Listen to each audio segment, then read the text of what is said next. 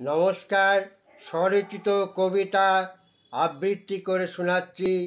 কবিতার নাম কখনো কখনো। কুমুদ চক্রবর্তী।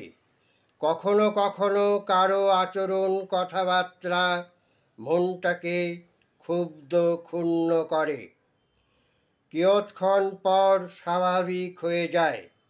কখনো কখনো ক্ষুব্ধতা ক্ষুণ্ণতা প্রতিবাদী হয়ে উঠতে চায়। জানে না বিবেক কেন বিজ্ঞ অভিজ্ঞতায় বিরত রাখায়।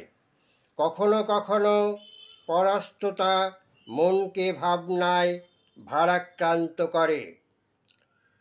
তখন বিবেক বলে সৌজন্য নীরবতা প্রতিপক্ষের ভাবনায় দুর্বলতা ভাবতে পারে, এড়িয়ে যাওয়া পরবর্তীতে মহানুভবতা এনে দেয়। নমস্কার।